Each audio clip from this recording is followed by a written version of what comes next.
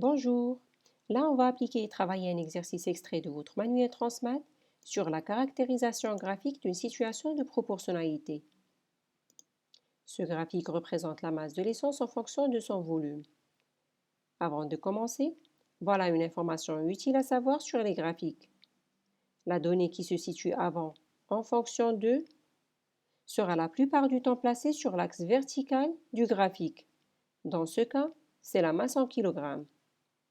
Et la donnée située après, en fonction de, sera placée sur l'axe horizontal du graphique. Ici, c'est le volume en litres. Bien sûr, il faut bien préciser les unités de chaque grandeur. Là, on nous demande si ce graphique représente une situation de proportionnalité ou pas. On remarque que tous les points sont alignés sur une droite qui passe par l'origine du repère. Donc, oui, ce graphique représente bien une situation de proportionnalité. Combien présente 2 litres d'essence?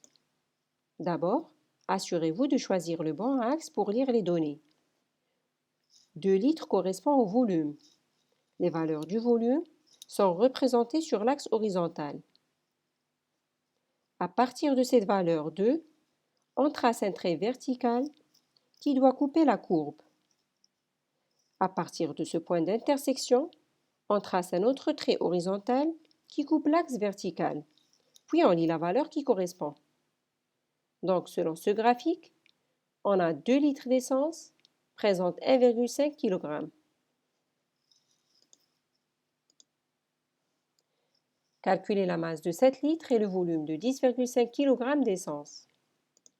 On remarque que ces deux valeurs ne sont pas présentées dans le graphique. Il faut donc les calculer en utilisant une des méthodes étudiées pour résoudre la quatrième proportionnelle. Selon la question précédente, on a 2 litres d'essence correspond à 1,5 kg. On cherche la masse qui correspond à 7 litres. Là, on applique la règle de 3 en multipliant les deux nombres situés sur la même diagonale, puis en divisant par le troisième nombre. Par conséquent, cette masse égale à 7 fois 1,5 divisé par 2. Le résultat est en kilogrammes. C'est bien l'unité de la masse. On fait de même pour trouver le volume qui correspond à 10,5 kg d'essence.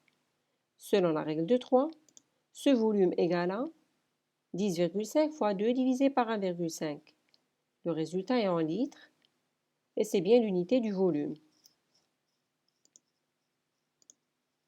Une autre méthode que vous pouvez utiliser, c'est de trouver le coefficient de proportionnalité.